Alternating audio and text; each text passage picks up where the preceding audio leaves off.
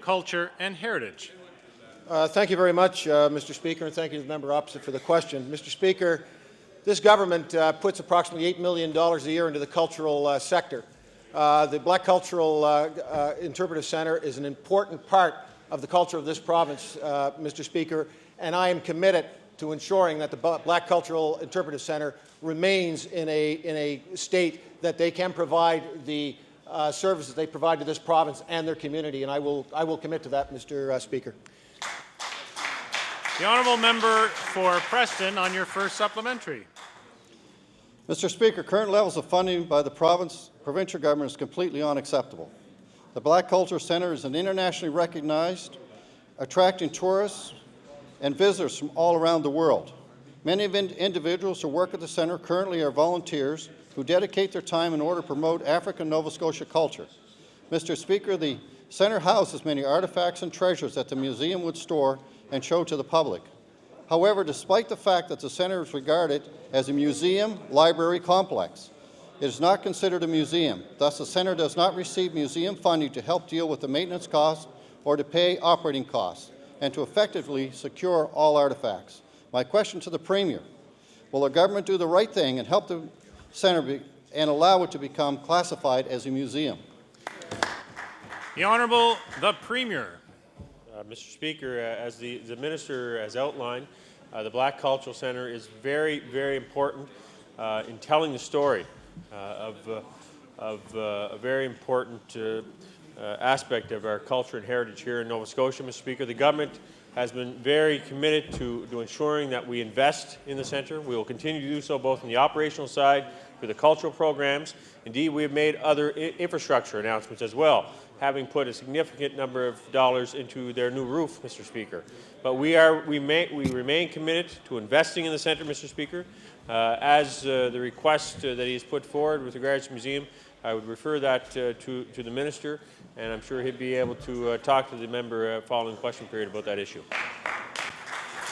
The honourable member for Preston on your final supplementary.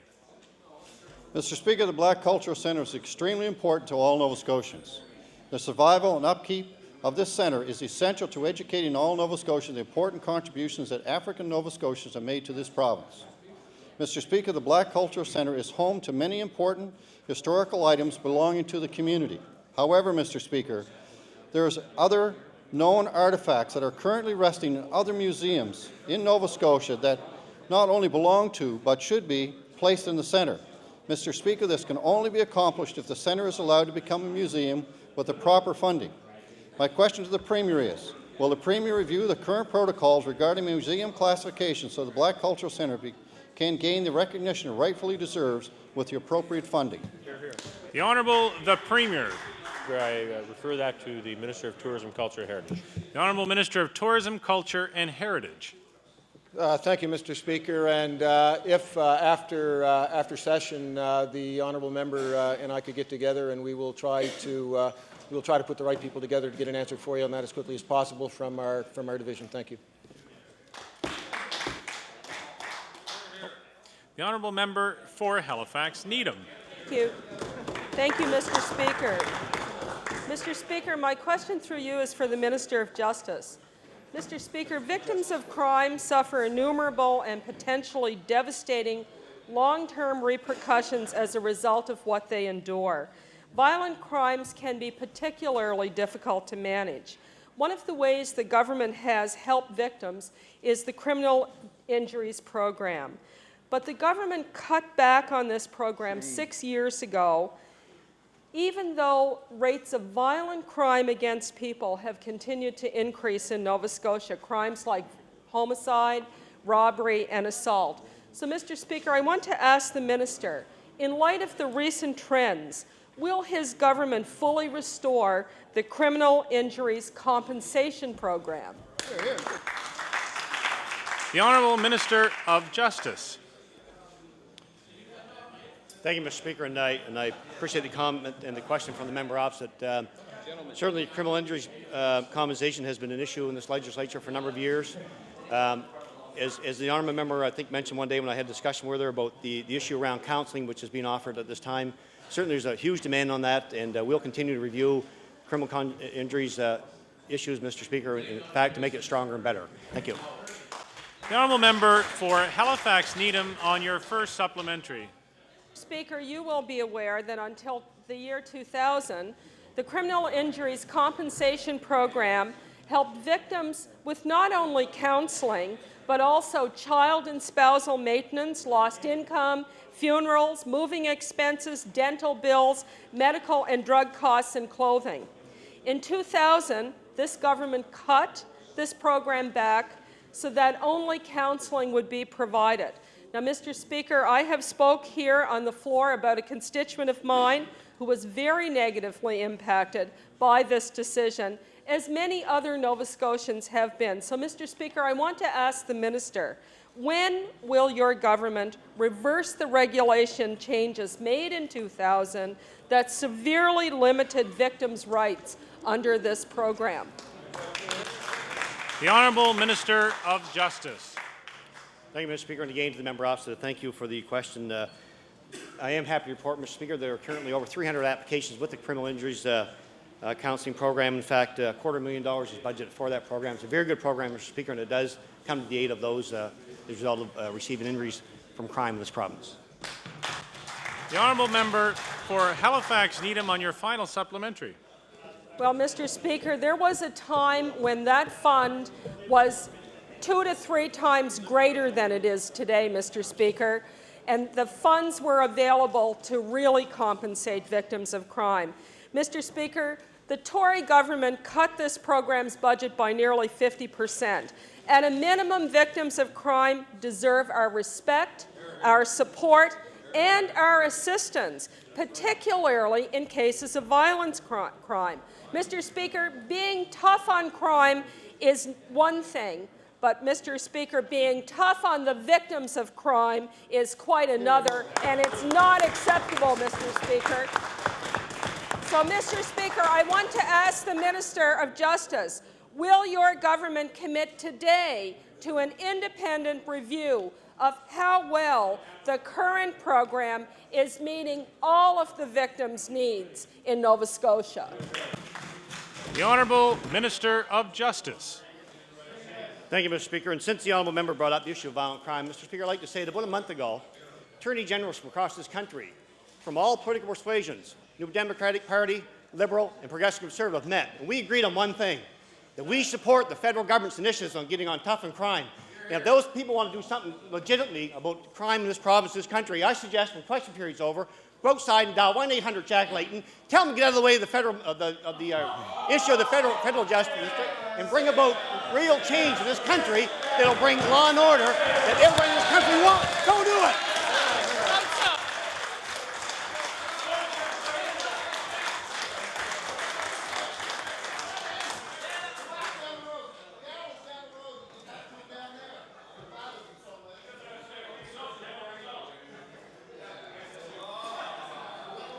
The honourable member for Cole Harbour Eastern Passage. Thank you, Mr. Speaker.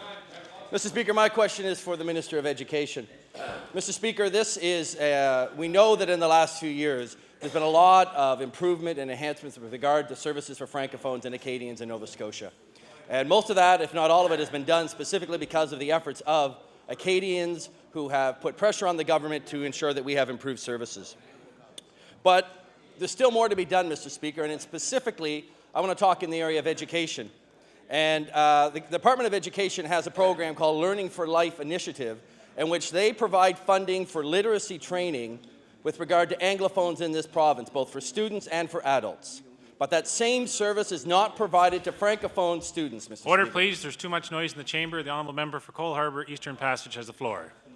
Thank you, Mr. Speaker. So, Francophone students and adults in this province don't have access to the Learning for Life initiative, Mr. Speaker. So my question to the Minister of Education is, why does this government refuse to provide the funding for Francophones to be able to receive the literacy training that Anglophones receive in this province? The Honourable Minister of Service, Nova Scotia and Municipal Relations. Mr. Speaker, it would be my understanding that all of the school boards in the province receive funding for literacy. And in addition, the adult learning associations that are funded under the Department of Education, and they apply for money and are given money as part of the regular funding process in the Department of Education. The honourable member for Cole Harbour Eastern Passage on your first supplementary. Thank you, Mr. Speaker. My second question is to the Minister in charge of Health Promotion. Mr. Speaker, the Department of Health Promotion in the last few years has created a teen guide to sexuality that has been distributed throughout schools in Nova Scotia, specifically in English for the Anglophone students, Mr. Speaker. Unfortunately, that same guide has not been produced in French for Francophone students in this province. So my question to the Minister in charge of Health Promotion is, when is this province going to produce a French version of the Teen Sexuality Guide for the Francophone students in this province? The Honourable Minister of Health Promotion and Protection. It's a good idea. I guess we'll have to get right on it, Mr. Speaker. We'll do it as soon as we possibly can. The honourable member for Cole Harbour Eastern Passage on your final supplementary. Thank you, Mr. Speaker. I'm glad to have on the record the Minister's commitment, and I'm sure Francophones throughout the province will be glad to hear that as well. My last question is also to the Minister in charge of Health Promotion. One of the key issues with regard to helping to preserve and promote Acadian culture in this province is ensuring that those communities that are Acadian have the opportunity for a place to gather so that they can celebrate their culture. That involves the ability to both refurbish old community centres and to build new community centres. So my last question to the Minister of Health Promotion is, what is his department doing to coordinate with the federal government to ensure that we are refurbishing and building new community centres in our Acadian communities? The Honourable Minister of Health Promotion and Protection. Well, Mr. Speaker, I'll answer the member's question, but let me give him a late-breaking update on the first one, is that we're already working on that particular initiative, and it will be completed shortly. But with respect to community facilities, Mr. Speaker, we work with all communities across this province to ensure that they have access to our recreation facility development grant, including Acadian communities. We encourage communities to make application to that particular program so that we can help and support them as they move through other funding arrangements with the federal government to support communities, including community halls in all parts of Nova Scotia, Mr. Speaker. The honourable member for Digby Annapolis. Thank you, Mr. Speaker. And my question is for the Minister of Community Services, but it's a good question, real good question. And I want to keep her in suspense till tomorrow. So, but I'm preparing her today for a real good question on I'm not even going to give you a hint, but it'll be a good one. I'll sit down now, Mr. Speaker, with that one. Thank you. Order, please. Order, please. Time allotted for question period has expired. The Honourable Liberal House Leader on opposition members' business. Thank you very much, Mr. Speaker. That was certainly a hard act to follow. Mr. Speaker, would you please call Bill 74? Bill 74. The honourable member for Annapolis. Thank you, Mr. Speaker. I won't keep the minister in suspense until tomorrow. We'll have our conversation today. I'm pleased to rise and speak on Bill 74, an act to establish a committee to develop a poverty reduction strategy in Nova Scotia. I think, Mr. Speaker, in this House we talk about many issues. We talk about issues facing education, crime, and community services. I think underlying all of those issues is the issue of poverty, Mr. Speaker, and it is one that I think as a community we need to begin to seriously address. I think in many ways, I know the government's reaction is going to be to this bill is that we're dealing with this issue now. And I want to say to the minister, I think she's doing all she can within that department. But I think this issue goes beyond the Department of Community Services. It is one that we need to begin to break down the silos between departments. It's one where we need to begin to bring in Department of Justice, Education, Community Service, the status of women, all of those who are faced with the consequences of the issue of poverty. Mr. Speaker, when you begin to look around in our province and you consider that 1 in 5 of our children are living in poverty, that's in Nova Scotia. That is something that all members of this House should be ashamed of and really embarrassed about. I think but it is something that is not squarely left in the hands of the Department of Community Services. when you think 11,400 of those children are living in working families, in families who have one parent that are working but are living below the poverty line. And yet when you ask many Nova Scotians, about the issue of poverty, they focus, and in their first reaction to those that are on social assistance. Well, that is a part of it, but it is not, I don't think, it allows all of us to understand the entire scope of it. When you look at the 11,400 children and one parent who are working families, and when you have 1 in 5 children living in poverty in Nova Scotia, in our province, Mr. Speaker, that's just unacceptable. We have over 52,000 Nova Scotians that are on social assistance. How many more children are we taking in when we think of that number? 25,000 Nova Scotians last year used the food bank. 25,000 Nova Scotians used the food bank last year in Nova Scotia, Mr. Speaker. Those numbers are staggering. And when you look at that, and I think often we turn to the Minister of Community Services and we ask her to solve the problems facing that issue, when I think in many ways it's unfair. It's unfair to the department, to the people working in that department, until we are willing to take, I think, follow the lead of Newfoundland and other provinces that have said, you know what, this issue is so encompassing and so large that it is not the responsibility of one department. The consequences of poverty don't solely fall in one department, nor should the solution to this problem. When I look at the issue we talk in this House, and the Minister of Justice stood up today talking about crime and issues around crime. Mr. Speaker, when you look at things that happen in this province around crime, especially with our young people, I think you can trace that back to the issue of poverty. Plain and simple. Mr. Speaker, when you have children living in today's society with the pressures that are put on our youth around what they should wear to school, what sports they should play, what they're involved in, in many ways they're frustrated. And their only choice, they believe, to attain that, whether it's something to eat or to participate in those events, is to turn to crime. And they become very angry. They become angry because we have failed to respond to their needs. We have failed to say to them, we understand. We are doing everything we can to try to improve your life and the lives of your family and your greater community and our collective community. They don't see that. They see us turning our backs on them and saying, that's not our problem. That is a problem that someone else has got to have to deal with. Well, that is our collective responsibilities to being here. When you look at the education system, this issue is fundamental to some of the problems that we see in the education system. It's well documented. You know, children going to school hungry do not learn as well, do not have the opportunity because of poverty to participate in the after-school events. All of these things lead to some of the issues that we're faced with, and unfortunately, the Minister of Community Services may try to be dealing with the family, but the Minister of Justice ends up dealing with the end result of this, and we as a community end up dealing with the end result of this.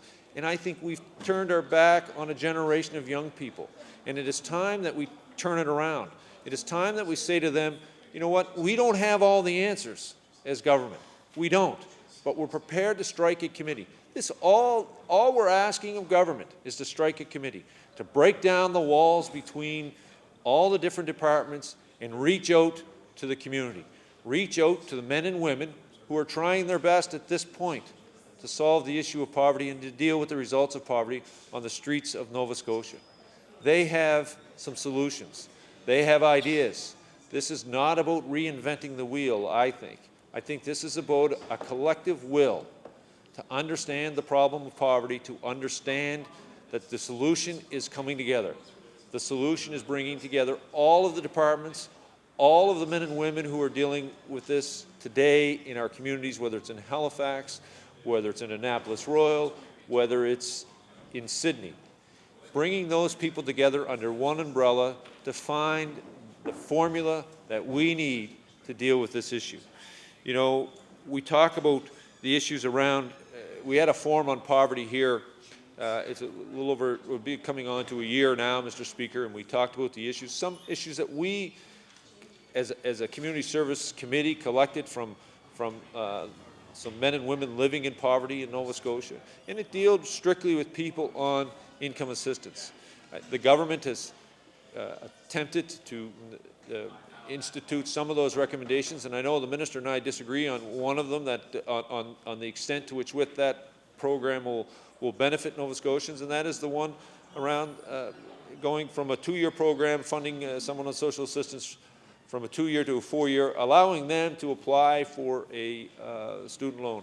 I believe we've been very cautious on that program, Mr. Speaker. This is a program that I think should be opened up and offered to all Nova Scotians, on low-income Nova Scotians on assistance who qualify to be accepted into university and then qualify to go on in whatever their chosen field is. I think that is one thing that we can work on. It's one thing that we can now break down the walls.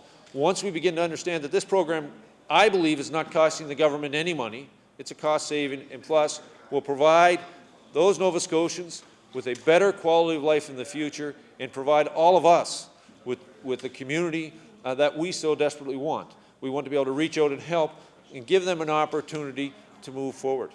One of the other issues that we brought up in that forum was the issue around allowing people on social assistance to collect $3,000 a year over and above their assistance without clawbacks. The Minister of Agriculture has announced a program that I think needs some tweaking, to say it nicely. I think the intent of the program was correct. I think the idea behind it is right. I would have preferred to have seen it spread across more sectors than just agriculture, and I believe it also affected the forestry industry and the Christmas tree operators.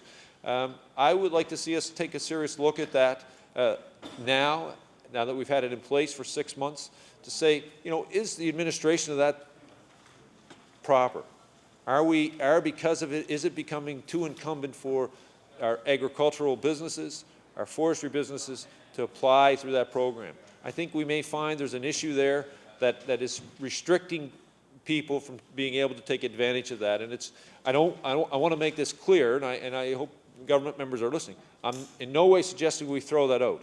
I'm very supportive of that idea, the principle behind it. I think what we need to look at is how do we make that better? How do we make sure that we're not inhibiting agricultural businesses or forestry businesses from coming forward and allowing people on social assistance to have that step forward?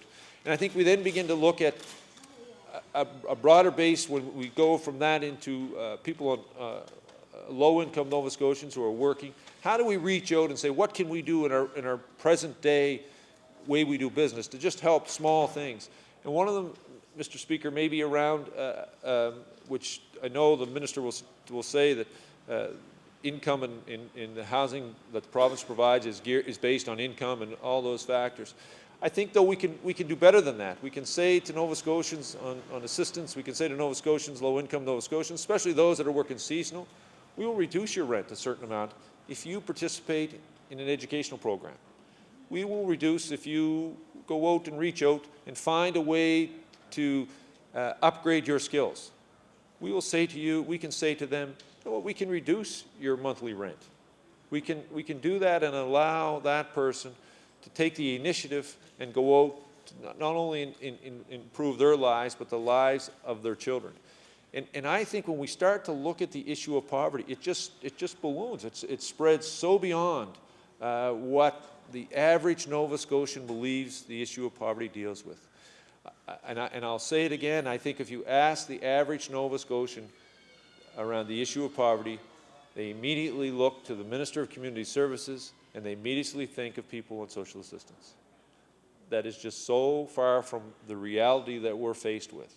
I don't think my constituency office is any different than anyone else's in Nova Scotia. The issues may vary, whether it's an urban or rural area, but the issue of poverty is still simply poverty. And we need to find a way to reach out and help. And again, I'll say to the minister, I am not putting this issue solely on your desk. I think your colleagues who are the Minister of Justice, Education, Status of Women, Health, all have responsibilities in this issue. They need to reach out and help. But they can't do it alone. And I think we need to say to Nova Scotians that the silos in government are going to be broke down on this issue because it is the single biggest issue I believe facing us today. I really believe that. If we can deal with this issue, we deal with so many things. some of the toughest issues that we face with. This is an underlying issue to a certain extent in the domestic violence that we see.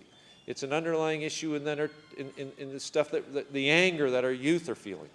It's an underlying problem with the growth that we're not seeing, which we should be seeing in rural Nova Scotia. But you can reach out, and I want to say to the minister, there are people today that don't sit in this house, that don't sit here, that are on the streets of Nova Scotia helping and reaching out to people and saying, what can we do? How can we help you? Whether it's providing them with mental health services, whether it's directing them through the bureaucracy of us, the bureaucracy of government.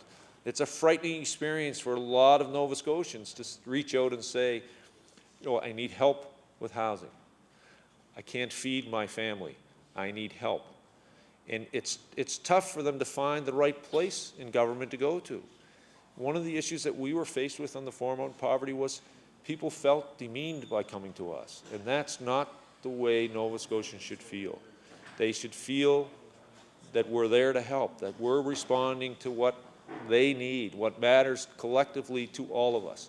No one in this house wants to see anyone in Nova Scotia in need or suffering. But it's happening, and it's our jobs to find a way to respond. When our income assistance rates are second lowest in the country, only to Alberta, that's not something we should be traveling Alberta in. I mean, I would like to be trailing Alberta in a number of things, prosperity, the oil boom, but I don't want to be trailing them in the issue of how we support the most vulnerable people in our communities and our society. The system, I think, needs to be really thrown out, and I really believe that and looked at and said, in terms of, is what we're doing right? We're afraid to ask that tough question, and that's not a reflection on the minister today or the Department of Community Services. I think it's not. I think we need to ask ourselves, why is the issue of poverty expanding? We're not closing the gap anymore. Regardless of what statistics say, you and I know on the streets of Nova Scotia that gap is growing. And 11,400 children living in working families are living in poverty. In working families. That is a statistic that is stuck in my head now for 2 weeks. Because each and every Nova Scotian believes that working families are not living in poverty. It's only people on social assistance. And we've somehow said that's not, it's an issue that many Nova Scotians have ignored. But it's there, it's real, and it's one that we had better address today, or the issues of justice that we're dealing with, the issues of education, are going to balloon to a point where we will not be able to deal with them. So I want to encourage the minister. What we're asking, what I'm asking in this bill is to have a committee structure. Order, please. Member's time has expired. Thank you. The Honourable the Minister of Community Services. Well, thank you very much, Mr. Speaker, and indeed all members of the House. I want to thank you for the opportunity to speak here today about this government's commitment to the reduction of poverty in Nova Scotia. I'm pleased to be able to speak with a more clear voice on this occasion, Mr. Speaker. And I want to thank my honourable colleague for bringing this issue forward. I know he speaks with passion, and I know that he speaks from the heart. And I share his concerns, and certainly I want to ensure all members of this House that those concerns are taken very seriously. I thank him for his passion and his commitment to this very serious issue. And Mr. Speaker, poverty is a complex issue. It is an issue that requires the efforts of all levels of government, individuals and communities, Mr. Speaker. And I would thank my colleague as well for his acknowledgement that various departments must come together on this initiative, Mr. Speaker. I'm a firm believer in bringing our individual silos together, Mr. Speaker, as we move forward with what is in the best interests of all Nova Scotians, Mr. Speaker. And we all take poverty seriously. This government has and will continue to dedicate serious efforts to reducing poverty in Nova Scotia. Mr. Speaker, I was honoured to attend the Global Microcredit Summit on Poverty hosted in Nova Scotia here in Halifax. I was truly impressed by the commitment and dedication of leaders from around the world who work so hard every day to tackle global poverty. Through small personal loans, some of the world's poorest people are empowered to earn a living and make better lives for themselves and their family. Microcredit is an example of an innovative approach to addressing poverty. And I can assure you, Mr. Speaker, that this government will also look for innovative ways to reduce poverty here in Nova Scotia. As the Minister of Community Services, I have met with members of the community who share our interests, Mr. Speaker, and who share our concerns about poverty. We recognize that the complexities of poverty and that it will take a joint effort, Mr. Speaker, and commitment to make a meaningful difference for those living in poverty. At the Department of Community Services, we provide programs and services aimed at helping Nova Scotian families and individuals. Many of our programs are designed to empower people and help them to achieve their goals. Our programs and services help people meet their basic needs, Mr. Speaker, and to achieve greater self-sufficiency. For at the end of the day, Mr. Speaker, it's that self-sufficiency which will indeed provide for the independence and the self-worth that comes with empowering individuals to move forward. This year, the Nova Scotia government is investing an extra $32 million, Mr. Speaker, in community services, programs, and supports, bringing the total annual budget to a new high of $748 million, Mr. Speaker. That's $750 million, Mr. Speaker, as a commitment, a tangible financial commitment to people here in Nova Scotia, Mr. Speaker. Through this government, through this investment, Mr. Speaker, government has helped thousands of Nova Scotians. I'd like to provide a few examples of how we have been able to help, Mr. Speaker. 30,000 families receive income assistance to meet their shelter, personal, and basic needs, Mr. Speaker. 10,000 individuals participate in employment supports for career development, upgrading, training programs, and job opportunities, Mr. Speaker. 50,000 families receive pharmacare assistance to ensure their health and well-being. And 20,000 families live in social housing, including public housing, co-ops, and non-profit units, Mr. Speaker. Mr. Speaker, this government is also committed to helping Nova Scotian families with our own Made in Nova Scotia 10-year child care plan. It was announced in May of this year. More than $130 million, Mr. Speaker, will be committed to ensure quality child care for Nova Scotians. The Department of Community Services also provides a range of services and supports to meet the diverse needs of about 4,700 persons with disabilities.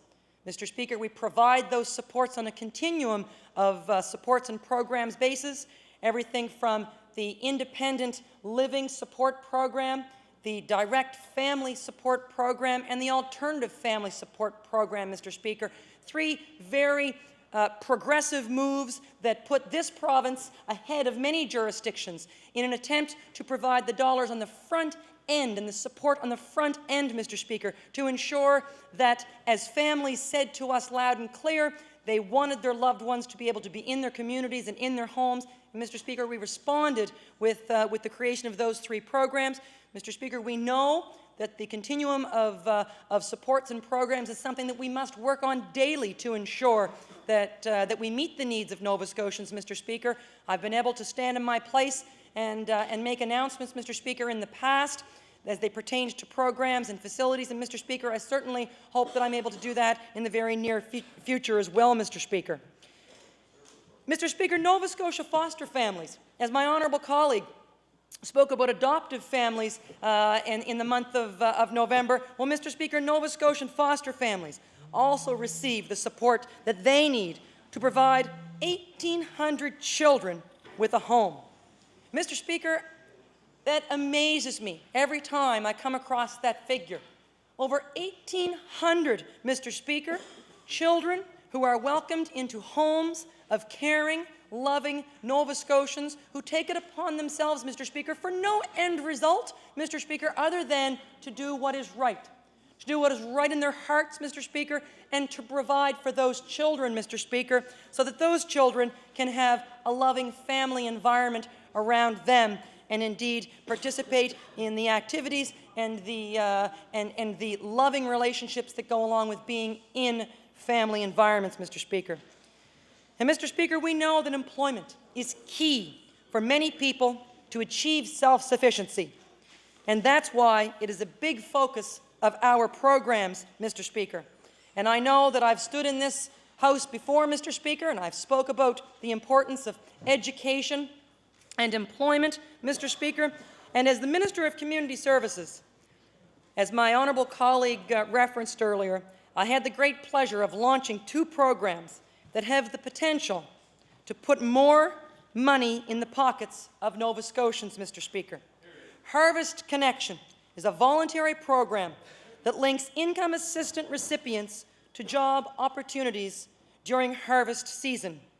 Individuals can earn up to $3,000 a year, Mr. Speaker, by harvesting crops like apples, vegetables, and Christmas trees on top of their basic income assistance. And Mr. Speaker, that's just the beginning.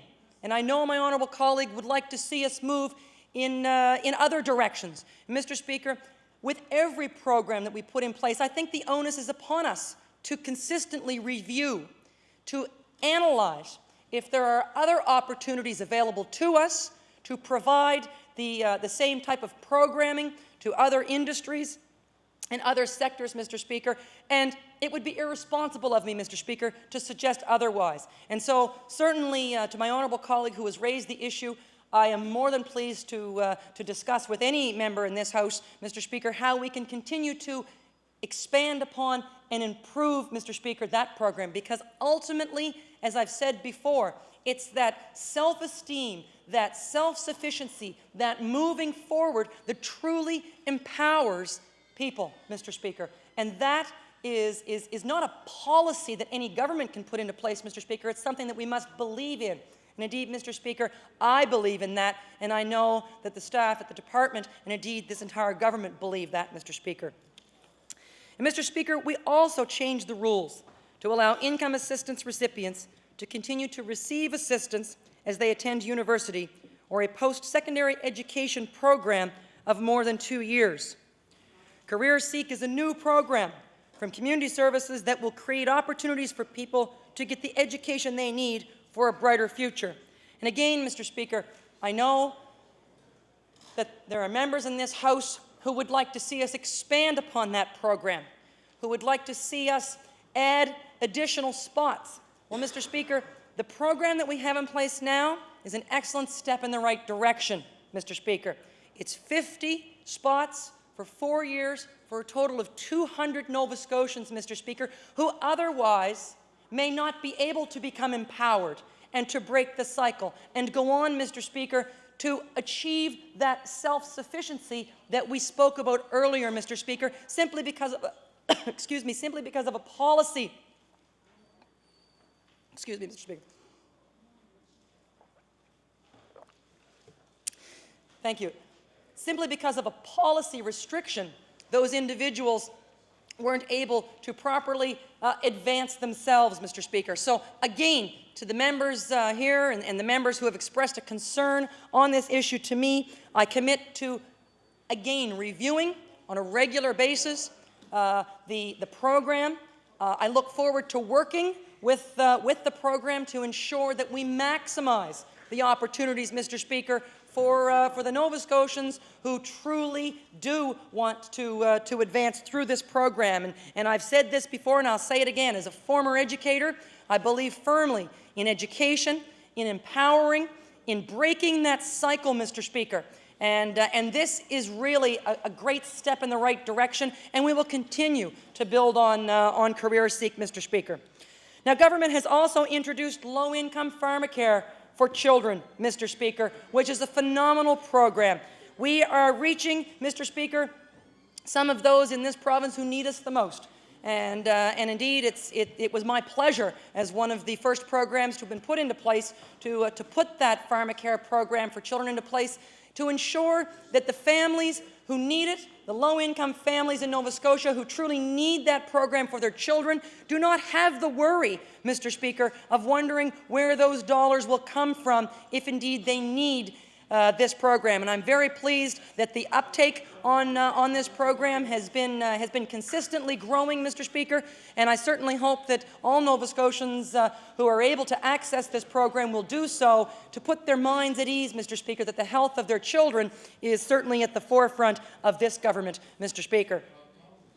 Mr. Speaker, as well, government has increased personal and shelter allowances in income assistance for a third consecutive year, and we have made more affordable homes available. And again, Mr. Speaker, I know that there are those who would say that our rates are not enough, that we don't have a high enough rate. But, Mr. Speaker, I know that the multitude of programs that we have in place that are in addition to the allowances that are provided for our clients, Mr. Speaker, those additional programs can be in excess of $7,000 a year, Mr. Speaker. And those include everything from childcare to employment support to special needs funding, Mr. Speaker. All of those additional programs that we have in place, Mr. Speaker, that add on to those personal allowances and those shelter allowances indeed represent a much larger figure than just that dollar figure would, Mr. Speaker. And so I would ask members to keep that in mind, that when we talk about income assistance and employment support, we're not just referencing an allowance, Mr. Speaker, we're referencing an entire program built around that.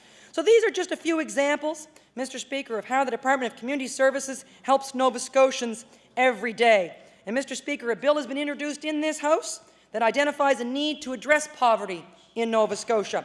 I'd like to assure the honourable member who brought this forward and all honourable members that poverty is a great concern to Nova Scotians and to this government. And I certainly will be working, Mr. Speaker, with all members to ensure that our government is committed to developing a Made in Nova Scotia strategy, Mr. Speaker, to address poverty. We will begin our work on a multi-year poverty strategy to reduce poverty in Nova Scotia, and that strategy will focus on women and children and the creation of more meaningful employment opportunities for Nova Scotians. As a part of the poverty consultation, the Department of Community Services will reach out, Mr. Speaker, to our federal, provincial and municipal counterparts. Consultations with the public, poverty advocates, social workers, educators, business and community leaders will also be necessary to help us understand these complex issues. And, Mr. Speaker, I will take my place with those words said, and I would encourage the honourable members to speak to me about this issue at any time, Mr. Speaker. Thank you, Minister. The honourable member for Dartmouth North. Thank you, Mr. Speaker. I will be sharing my time with my honourable colleague from Dartmouth South, Portland Valley.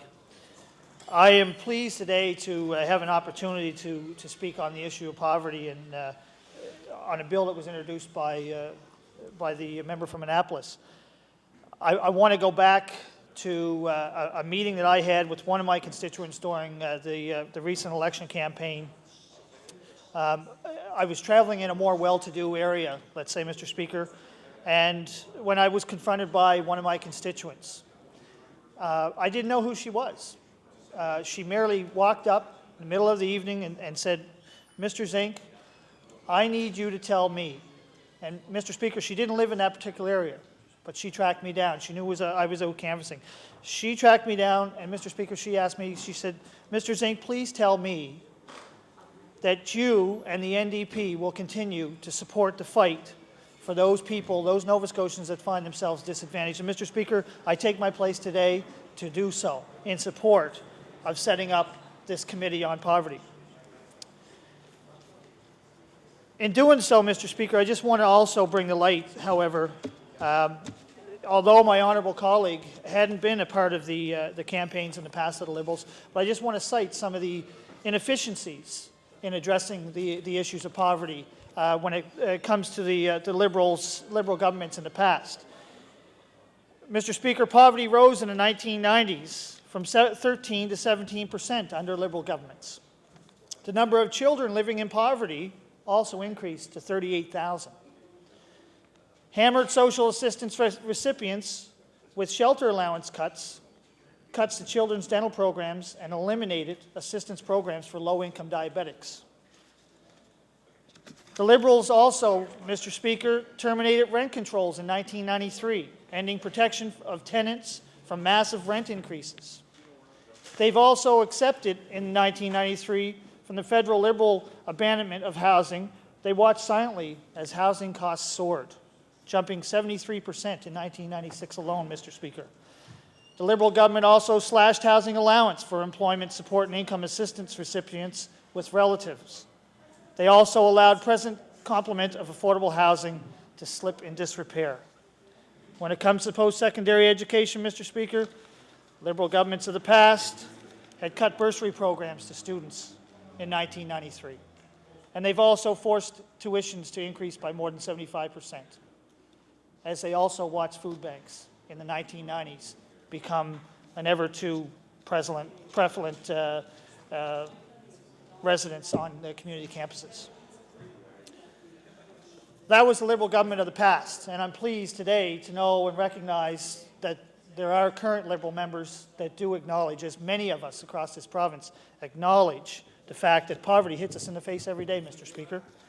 We can walk out of this house and stride up around the corner, we can see street people begging for change. We can drive by any intersection throughout HRM and we can see street people begging for change.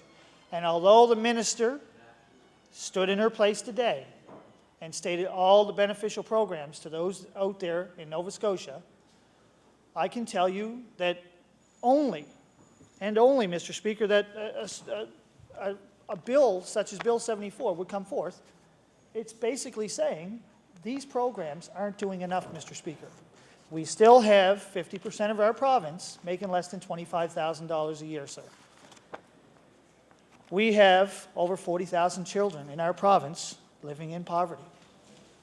We have a massive issue, and the programs that the Honourable Minister cited, the stats that she continuously cites, still doesn't address the issue of poverty, Mr. Speaker. And I have to agree with the Honourable Member from Annapolis. If we are seriously to stand here in this House and merely pay lip service to the issue, it's not going to happen. We have to collectively come together and acknowledge the fact. And what if we have one more committee, Mr. Speaker? What if we had one more study done? What would the cost be? Minimal to the amount of change that we could make for those lives and those people that suffer from poverty in Nova Scotia. Mr. Speaker, I will continue to speak out on this issue, as will my caucus colleagues. Will we ever eradicate it? Only if we admit it, Mr. Speaker.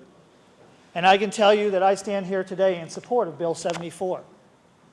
Our Standing Committee on Community Services in the past has been beneficial to those people that need it most in this province. And Mr. Speaker, it's something that people have to realize, and the honourable colleague from Annapolis mentioned it. Although 30,000 Nova Scotians rely on social assistance today, there's an even growing new class of Nova Scotians, and that is the class of the working poor, Mr. Speaker. And if we don't address the needs of those individuals, it will be catastrophic to our education and to our health care, Mr. Speaker. Those two alone. And we know the budgets that are allotted for them. So, Mr. Speaker, I'm going to take my place, but I do it in support of Bill 74. Thank you. Thank you. The honourable member for Dartmouth South, Portland Valley. Thank you, Mr. Speaker, and I thank my colleague from Dartmouth North for sharing his time with me.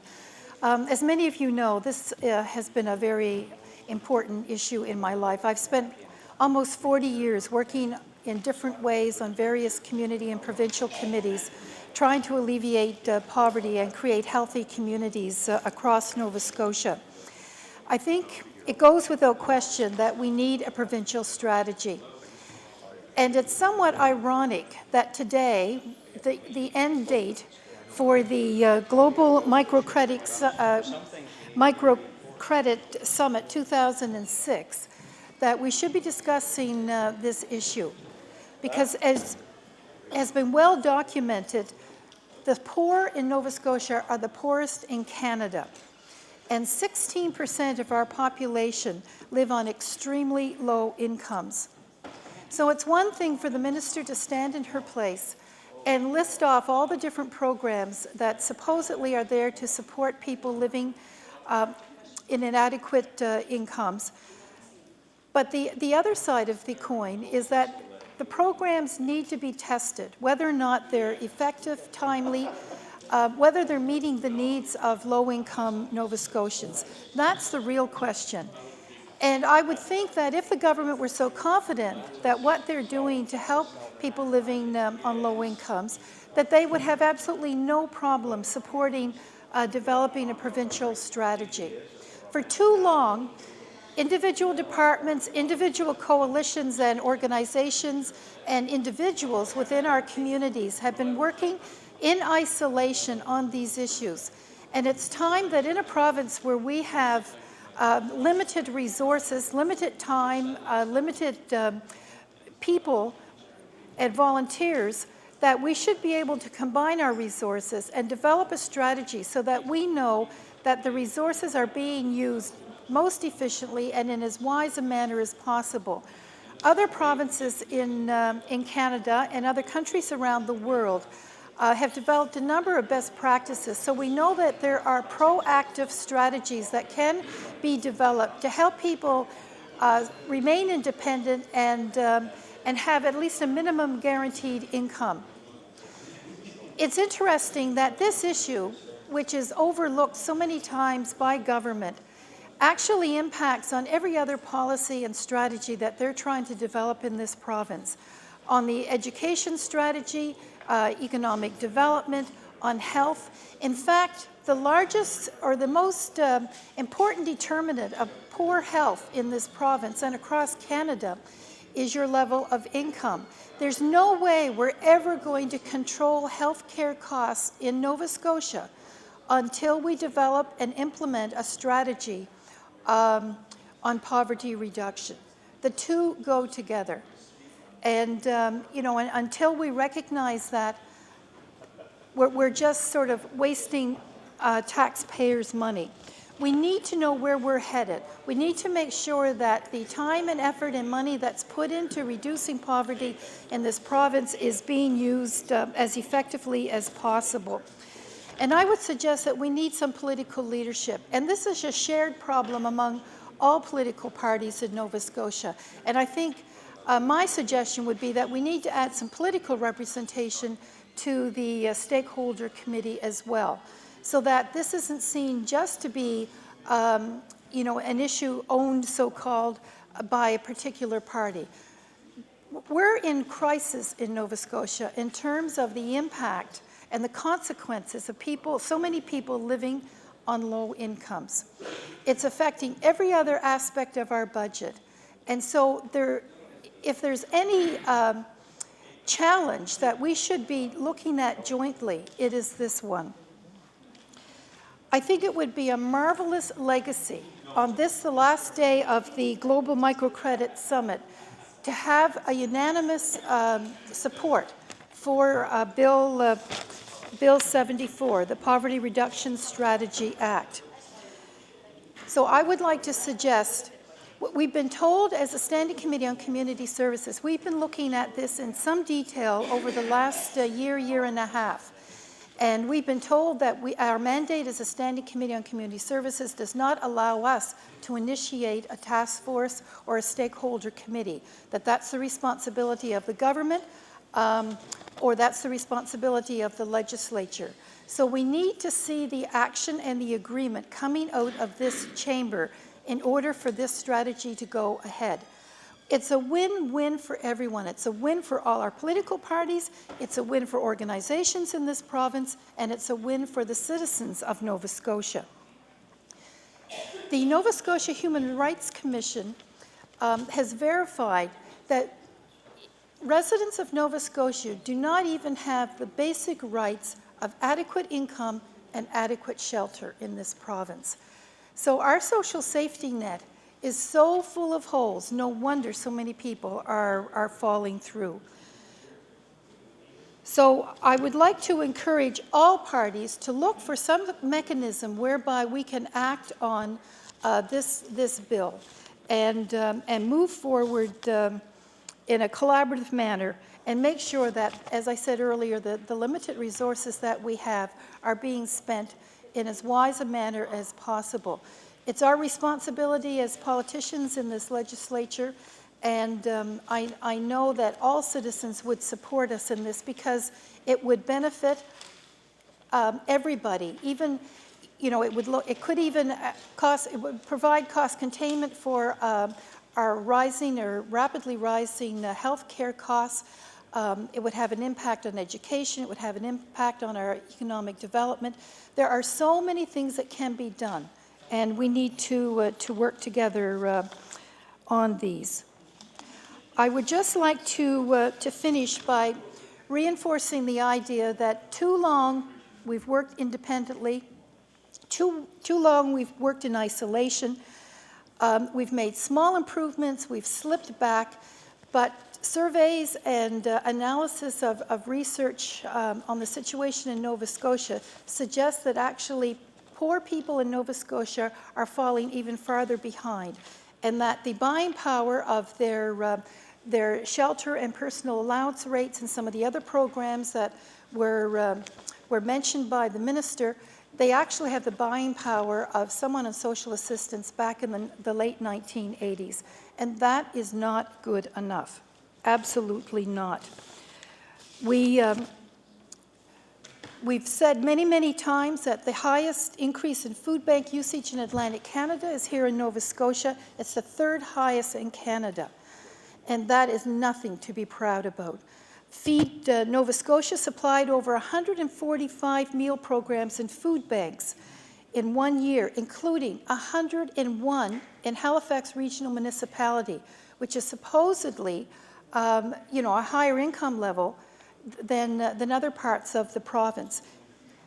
And even more upsetting is the fact that 40% of those food bank users were youth and children under the age of 18.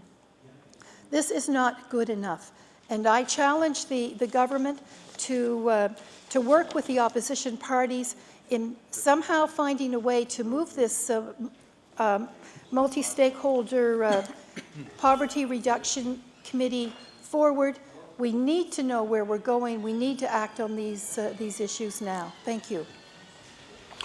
Thank you, Honourable Member. The Honourable Member for Halifax Clayton Park. Thank you very much, Mr. Speaker, and I'm really pleased to be able to talk today about Bill number 74, which is a Poverty Reduction Strategy Act. In the years that I've been here in the legislature, we have not talked about poverty. It usually gets left to late debate, if at all, at a time when nobody's listening. It's not something that has the ear of government or the attention of our legislature. And I think days like today are encouraging to hear all members from different parties speaking on this subject. And I think the time has come for action, as other members have said today. This bill actually calls for a concrete action to take place. For Nova Scotia to look squarely at the problems before us, and we've heard some staggering statistics today, and I've got a few to add as well in terms of what poverty means in terms of the vast number of people in our province who are suffering from a lack of income, a lack of enough resources to pay for the daily necessities of life, and that's impacting their entire family. And we're talking of thousands of people here in our small province. An act like the one before us would call upon the government government and all parties to support a committee that would look at a strategy for Nova Scotia. And that may sound a little weak. We'll have a committee and we'll get a strategy, but we have experience from other provinces in our neck of the woods. Newfoundland and New Brunswick have both sat down, come up with poverty reduction strategies, and they've had results already. And if you set out targets and you look at things that are achievable, as we did even at the Poverty Forum, which was a 2-day event with many different groups coming in to talk to us about their suggestions for poverty reduction, you can make a difference, Mr. Speaker, and you can identify things that don't cost a lot of money to the province of Nova Scotia that will make a huge difference in the lives of our citizens right here who are struggling to get out of the difficulties that they are in. And I think that one of the things that struck me from the Poverty Forum as I sat there as a member of the Community Services Committee was that people were saying, you know, if you're poor, you don't ever want to act poor, you don't want to act hungry, because people blame you. They see you as being somehow deficient, when in fact it's many of the systems that we have in place that have one way or another come together to make life very difficult for these people, and it is through no fault of their own. And I think that one of the interesting studies that has just been done was commissioned by a number of women's resource centres, the Antigonish Centre and Every Woman Centre in Sydney, and the Pictou County Women's Centre, and they did a study of women in social assistance, Mr. Speaker. The 2 documents that were just completed very recently, within the last month, are called Struggling to Survive and Survival Strategies, Women on Employment Support and Income Assistance in Nova Scotia. Provide their recommendations for policy reform is the survival one. And I think that these 2 documents, Mr. Speaker, are full of honest, sincere suggestions that would work in our province. And they outline the problems that women on social assistance are facing.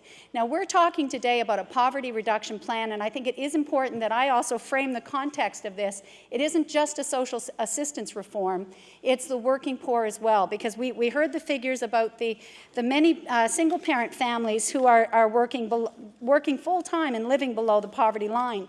That was 11,400 of the children who are living in poverty come from one-parent income families where they are working full-time. So even working full-time, our minimum wage is very low. People on minimum wage generally don't have benefits. And so they don't have help paying for drug plans and sick benefits. It's very difficult for them. And, you know, I did in my remarks want to sort of complement what my colleague from Annapolis had begun with, and that is to put a little bit of the human face on this as well. And poverty, unfortunately, has a very feminine face. A lot of women are forced to live in poverty because they have caregiving responsibilities, and we could go on in the legislature and a lot longer than I have available today to really talk about the many facets of poverty and the threads that come from this, because it is a women's issue, it is a rural issue, it has an urban face. It is so widespread in our province. But on the women's side, it's important to note that 69% of the people who work part-time are women. And when you work part-time, again, you don't get pension benefits, so you're apt to retire in poverty. You don't get any of the sick benefits or the pharmacare plans that are available to others who have full-time, more stable jobs. So right away, women are having a more difficult time in getting work and having the benefits, and that's often because they have got the caregiving responsibilities for their children for many years, and then often for their aging parents after that. So women have some extra stresses that may not be as prevalent in the lives of men. Also, in terms of earning power, women earn 64 cents for every dollar that men earn. So again, probably because of the interruptions in their work life, even for comparable levels of education, women do not earn a comparable income. And I felt that even in my experience, which has been much more, I must say, much more blessed. And that is that if you take time out of your work, you will not earn the same as the people that you went to school with. And I have higher education degrees, and taking 10 years at home with my children made a big difference in terms of the earning power that I had and the difficulty I had in returning to the workforce. Which brings me to several of the points that the minister raised in her comments. And I appreciate that she has been an educator, and I appreciate that the minister is I think, aware and cognizant of the problems faced by many Nova Scotians. But there's so much that needs to be done. And, you know, to talk about a 10-year Made in Nova Scotia childcare plan, I'm sorry, childcare is so important to this province. 10 years to limp along, even if it's more than $100 million. I'm afraid I get pretty worried when I hear Made in Canada plans and Made in Nova Scotia plans. The Made in Canada plans for Kyoto mean we can wait till 2050 to reduce our greenhouse gases. A 10-year plan means that the crisis in our province will be even worse if we're waiting for daycare. We need things to happen now. And that's why a strategy could help us today, to look at the things that are possible. I wanted to talk about just a few of the recommendations from the committee that sat at the Community Services Committee, chaired by the member from Portland Estates, Dartmouth South, Portland Estates, and just a few of those, because there are some very good ideas. One of them is the post-secondary attendance. Mr. Speaker, as a critic for women's affairs as well, I'm concerned that the new program that we've been touting, and it's just been announced, I think it's called Career Seek, will have limitations on what women can choose to study. If the minister or the department feel that the study is focused enough on a job orientation, then you can take it. Well, an awful lot of us sitting in this House, even if we went to university, probably didn't take a career that looked like pharmacy or physiotherapy or something nursing that's directly leading to a job. But you know what? We're contributing in this society, and we've got jobs that are important. And you can't even do pharmacy. I heard pharmacy mentioned by the minister in the press conference, and you can't do pharmacy anymore without a first degree in science. You don't move right into pharmacy. So you have to allow people to be educated, and I think they will find very useful and proper ways to contribute. But limiting their options in education, I think, is a real mistake. And I know in the program that was urging the government to return to the plan where women could stay on social assistance and get student loans, which I will remind you are repayable, Mr. Speaker. That program that was in place before gave women choices. The current one is not going to give them the same level of choices.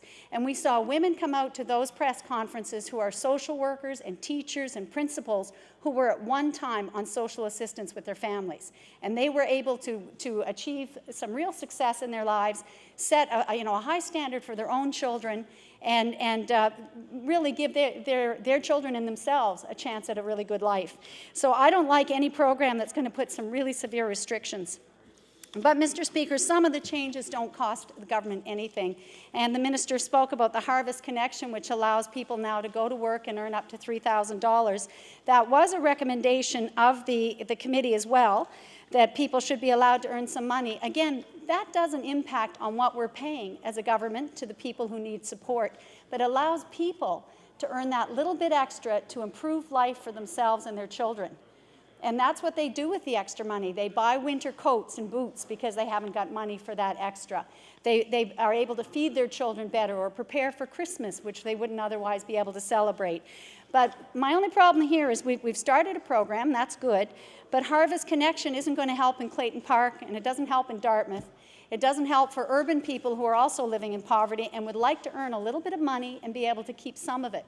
And the federal government, under I guess it's Canada Disability that people can receive, has actually upped theirs by $1,000 recently. I think you're allowed to earn $5,000 a year now, Mr. Speaker, rather than $4,000, which you are not, there's no clawback of the benefits you receive for disability. And I think that's a very positive thing, because in that case it allows people who are disabled to continue to do a little bit of work, which is excellent for their self-esteem and allows them to improve their standard of living. And if a person is unwell or on social assistance, it helps a lot if they can get that experience. Mr. Speaker, I wanted to give just a couple of examples of current policies that just make life difficult for women. One of them is the 70% clawback, which we have in place right now. And in my own riding, I had a woman who has 2 children and is receiving benefits, and she wanted to be involved more in her children's life, so she went as a school lunch monitor at our local school. And for the little bit she earns, which is about $10 a day, so if she went every day, it'd be maybe $50 for the week, 70% is clawed back by the government because she's on social assistance. Now, really, it is pretty demoralizing when that's the case.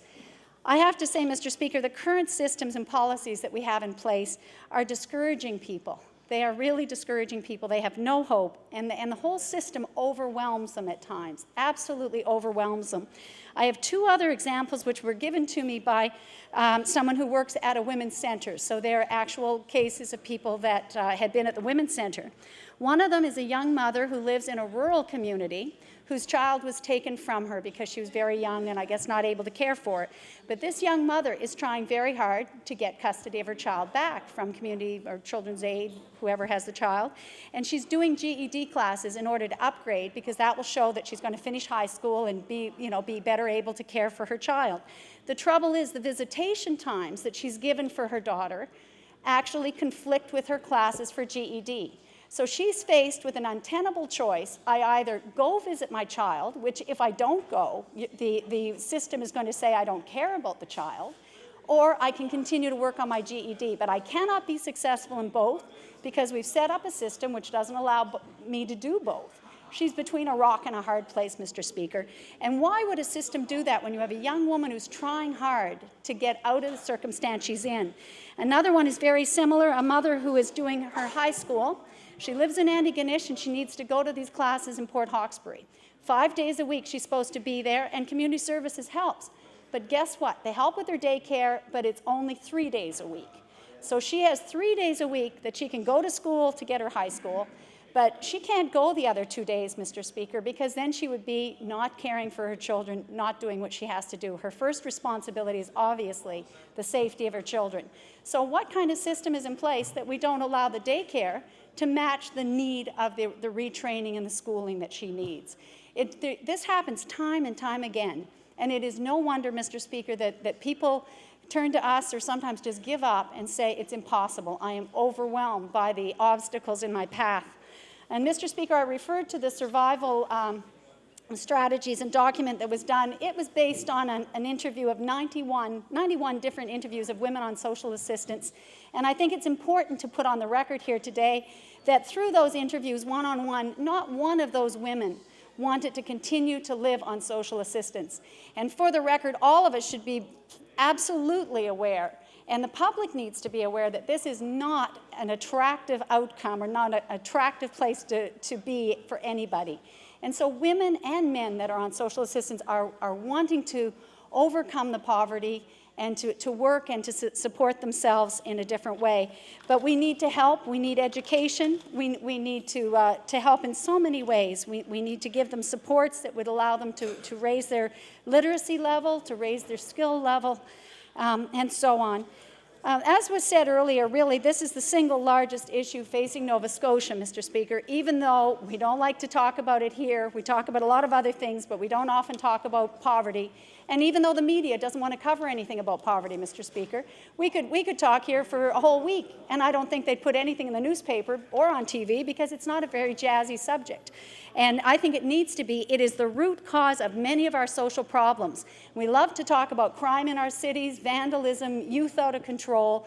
We like to talk about obesity and ill health and poor diet and all. We like to talk about affordable housing not being available, but we don't want to talk about poverty, Mr. Speaker. And poverty is the root cause of all of this. And I know one of my colleagues spoke earlier about the fact that we won't get the health care spending under control until we start to address the cause of poverty. Because right now, on social assistance or as a person working on minimum wage, you cannot afford to live and eat healthily and look after your family. And that's the bottom line. So as we heard, we have thousands of people living in poverty. Time has Thank you. expired for debate on Bill number 74. The Honourable House Leader for the Liberal Party. Speaker, Mr. Speaker, would you please call Resolution 878? Resolution number 878. The Honourable Member for Digby, Annapolis. Thank you, Mr. Speaker. Usually I would stand in my place and thank you for letting me stand here and speak about Digby, Annapolis. But tonight I'm not too thankful about it. And I'll tell you why. Because I'm about to speak about the 101 Series Highway between Weymouth and Digby, Nova Scotia, that was started some 30-odd years ago. And I believe before I came here 3 years ago, Many members probably stood in this same place and probably said the same thing. So I feel like I'm just a repeat, and probably the next time I do it, I'll just set a tape recorder here while I go out and have some lunch or something, because I'm kind of getting embarrassed of doing it myself just in 3 years. But I want to start with a government document here, and I'll give you a little background on the 101. The Highway 101 stretches approximately 300 kilometers from Bedford to Yarmouth. The Department of Transport and Public Works has begun planning for the construction of a new 26-kilometer section of Highway 101 between Digby and Weymouth North. This is the only segment of Highway 101 which has not been upgraded to a Series 100 Series Controlled Access Standard Highway. Current traffic volumes on this section range from 4,000 to 5,000 vehicles per day. Upgrading the existing highway is not possible because of nearby development. Now, you just remember, Mr. Speaker, this document's quite old. So the 4,000 and 5,000 vehicles is quite a few years back. The project scope. The proposed highway is planned as a fully controlled access, 4-lane, divided, wide median highway. Initial construction would likely be 2 lanes, which would be perfect for us, because of the low traffic volumes, with a posted speed limit of 100 kilometers per hour. Project schedule. The objective of the planning process is to identify and preserve a corridor for this section of Highway 101 to be ready for construction at some time in the future. The alignment was approved in principle in June of 2000. It was registered for joint federal and provincial environmental assessment under the Canadian Environmental Assessment and Nova Scotia Environment Acts. Completion of the EA is anticipated by the winter of 2006, which has gone by. So hopefully that is done. I believe it's probably not, but I'm going to make sure I look into that. Instead of speaking for myself tonight, I want to speak for some people in that area. And I've got my first letter here. Back in August the 11th of 1991, addressed to the Department of Transport, the Honorable Ken Stretch. 1991, this one is. And I just do a little... But this was one that was to him from an Albert Tunnis from down that lived on that road. And I'll just take a little quote from it. Over the years, I've seen the traffic increase most significantly, particularly the heavy vehicles such as tractor trailers, tankers, and other large vans. The increase in traffic has become even more pronounced since the Dominion Atlantic Railway abandoned its service between Yarmouth and Digby. I do not have to tell you that the highway, as presently situated, constitutes a serious safety hazard to many people who live along its length. Now, this was back in 1991, but there's letters before that, back 30-odd years, same thing. But that just gives you an idea. So anyway, the Honorable Ken Stretch knew about it too. And he probably repeated it in here too, just same as I'm repeating it. Here's another one just a little later from Heather Kay, who lives down along that way. And here's another little quote. Are the citizens who live in this approximately 30-kilometer area not as important as the folks who live in other areas of the 101? Death and carnage takes place all too often on this section of uncompleted highway. I cannot understand the total lack of highway development in this area. School buses must compete with logging trucks on a daily basis. Heavy traffic travel this section daily, as there is no other road from the Yarmouth ferry to Halifax. The Digby ferry unloads its cargo, which travels east or west along this roadway. Corner stores have constant traffic coming and going, pulling into and out of heavy traffic. Locals take their lives in their hands as they enter or exit their driveways daily. Here's another one just come lately. This came from several people. They had a lot of signatures on it. I won't go on to it, but I can table it if you want me to. Much has been said in the past by the affected residents about the state of the present section of Highway 101 from Digby to Weymouth. Time and again, officials have been presented with information and testimony emphasizing the fact that the physical state of the highway is entirely unsuitable for heavy transports traveling by day and by night. The narrow road width, the hilly nature of the certain stretches, poor visibility of oncoming traffic, bumpy sections of highway, hidden driveways, and other factors speak for themselves. Fatal accidents have been brought to the attention of officials, and the miracle is that there have not been more to report. Stress is high for the residents who cannot get their rest at night due to the heavy trucks speeding to and from the Digby Ferry in the middle of the night. Damage to rock wells and home foundations is increasing. We believe and we deserve better for our tax dollars. Mr. Speaker, I have a couple of letters here that also table. One is from Miss Faye Haley. She's the chair of the Tri-County School Board, and this letter states that she is very afraid for the children that are coming onto that bus. There's an elementary school there, and she's very. We have one here from transportation manager of the Tri-County District School Board, who's also concerned about this highway and the school students that are on it. Mr. Speaker, this highway has 155 residential driveways, and some of these driveways are 15 and 20 feet off this highway. These trucks are traveling at 110 kilometers per hour. They don't slow up for the speed zones because they believe it's the 101 highway, because people still say that this is part of the 101 highway, not a number 1 highway section. This highway has 2 fire departments on it, has 3 provincial parks, has 4 churches, 2 gravel pits, 12 side roads, and countless logging roads, and dozens of small businesses, all with 6,000 vehicles per day is registered here by the department itself of 2003. So when they done the first one, that was back probably 4 or 5 years earlier than that, with 3,000 to 4,000 vehicles per day. So 2003, it's gone up to 6,000 vehicles, and if a count was done today, you'd probably up 7,000 or 8,000.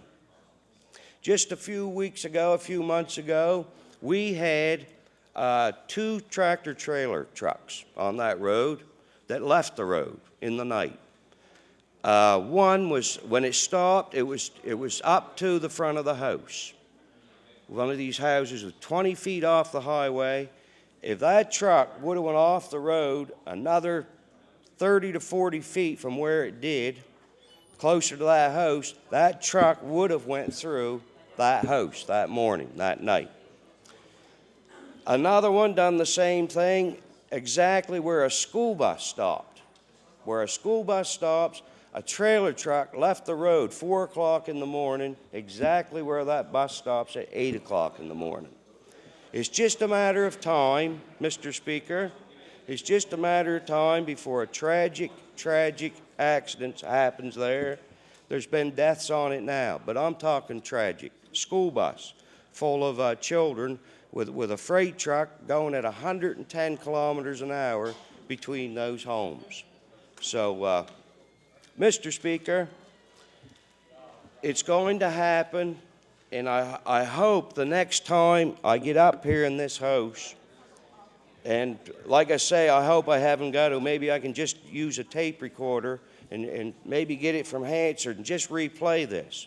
But I hope the next time I get up in this house to speak about that 101 that's not there, I hope that I am not going to report a tragedy to this house that will make us mourn here for the whole session. Because it's coming, Mr. Speaker, it's coming. It's an accident beyond maybe what we've ever known. It's going to come. And the people are asking, Mr. Speaker, the people who live on this highway are demanding that we, the government of the time of now, get the process going a little faster on this highway before we do have to report this happening. Mr. Speaker, with that, I'll take my seat. Thank you.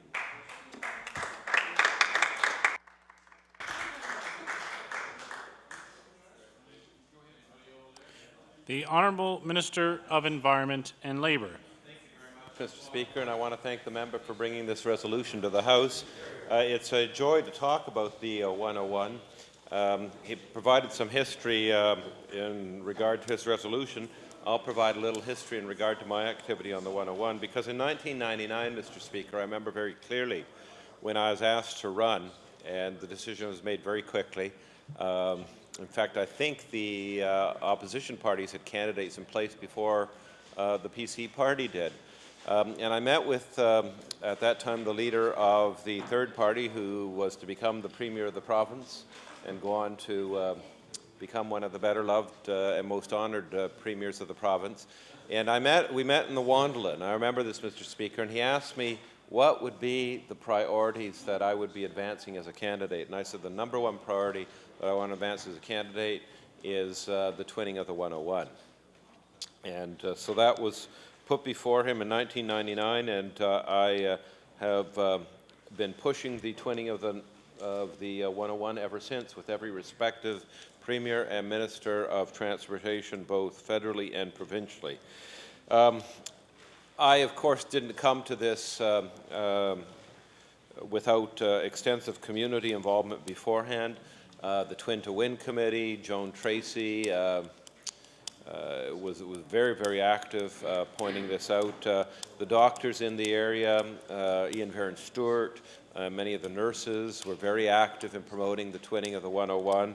And the Eastern Kings Chamber of Commerce, Mr. Speaker, was very active promoting it as well. Certainly there was widespread community support in Kings County and in my riding of Kings North for the twinning of the 101.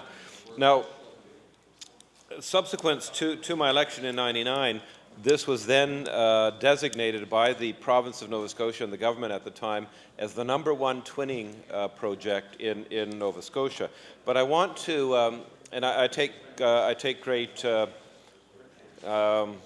succor in the fact that I was listened to, but I want to state very clearly, Mr. Speaker, that the decision to make the #101 the #1 twinning priority in all of Nova Scotia was not made because of political favoritism to my riding, to the riding of Kings South, to the riding of Kings West. It was made on evidence, Mr. Speaker.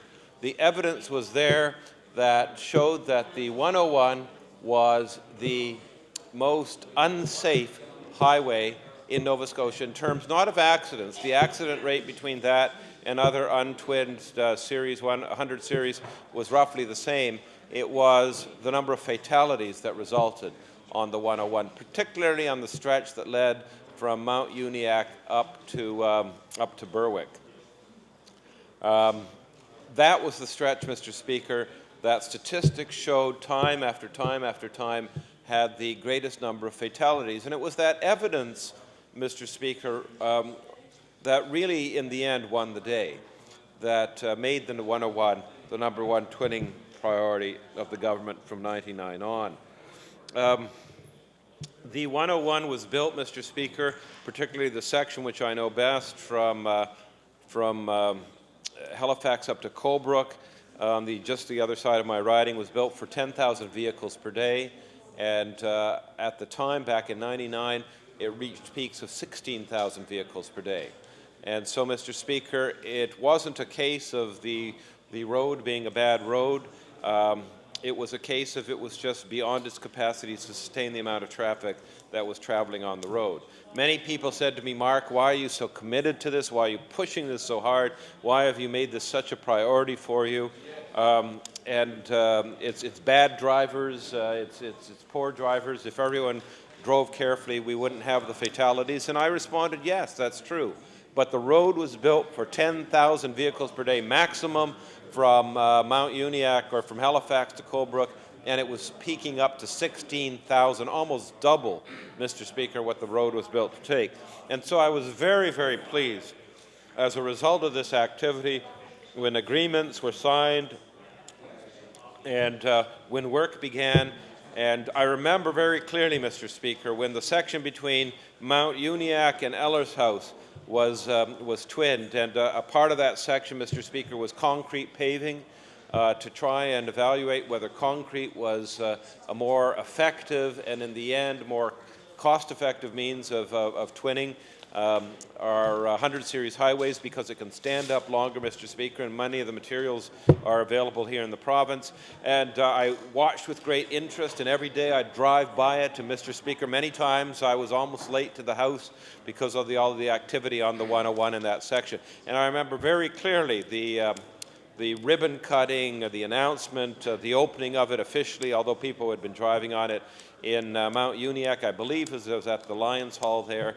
And I remember the Minister of Transportation at that day, the Honourable Ron Russell, with great pride. And he was joined at that time by the MP for the area, the Honourable Scott Bryson, with great pride. And I remember, Mr. Speaker, that I was in the audience listening with people from Tindawin, the Eastern Kings Chamber of Commerce, and others, and Mr. Russell had the grace to point out the lobbying work that I had been doing and the work that I've been doing making this section of the highway a #1 twinning priority. Since then, Mr. Speaker, we've now moved on to the next phase, and it was a little slower than I would have liked.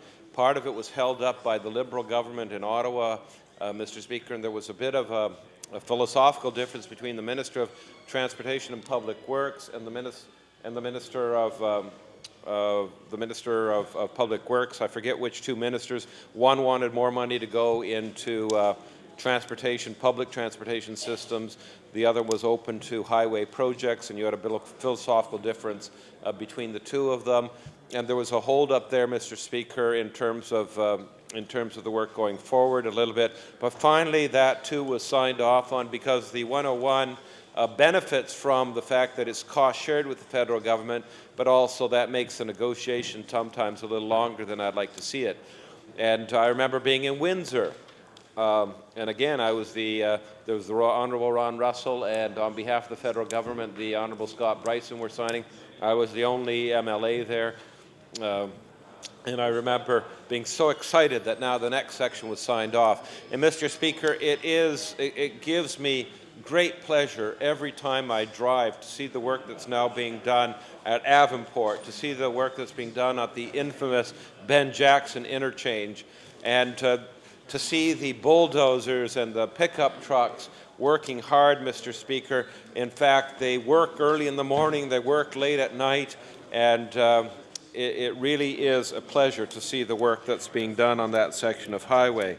As I said, I'd like to have seen it start faster, but Mr. Speaker, it's now started, and I can tell you that the people in my riding, as they see this work being done, Avonport, down near St. Croix, with the bridges, with Ben Jackson, the road being, the bed being leveled, they get very excited, and they're very happy to see this being done, Mr. Speaker, because they realize that there have been fatalities on that highway that need not have happened if it was twinned.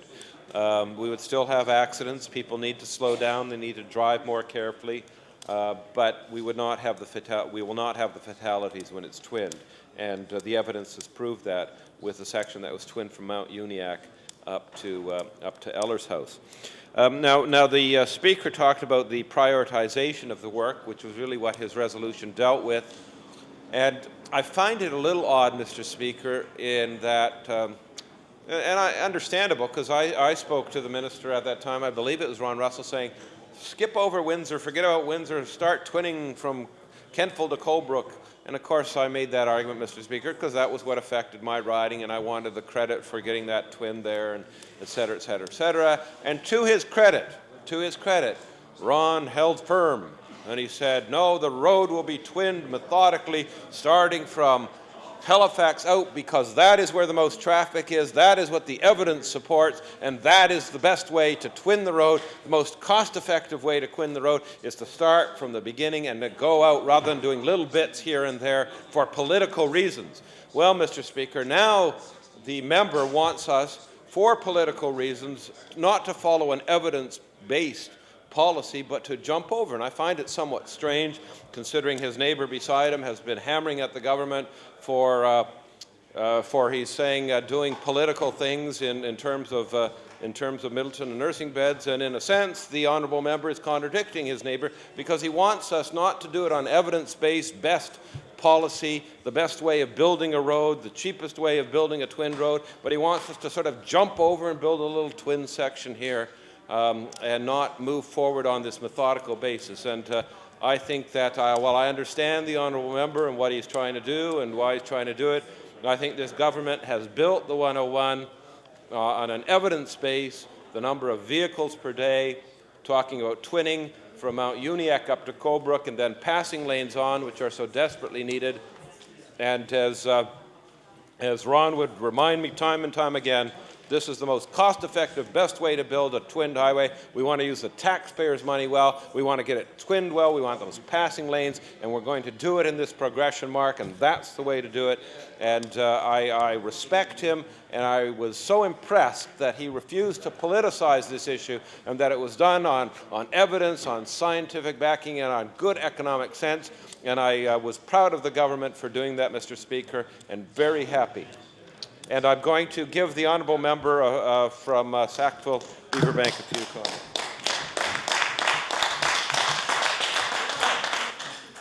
The Honourable Minister of Finance. Mr. Speaker, I'd like the concurrence of the House to revert to the order of business.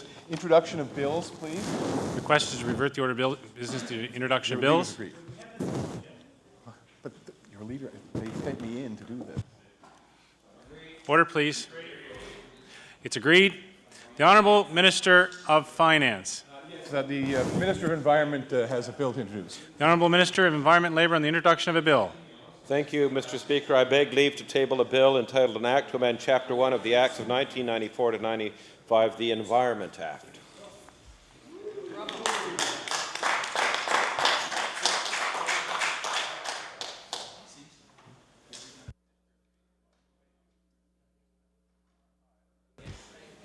The Honourable Minister of Environment and Labour begs leave to introduce a bill entitled An Act to Amend Chapter 1 of the Acts of 1994-95, the Environment Act.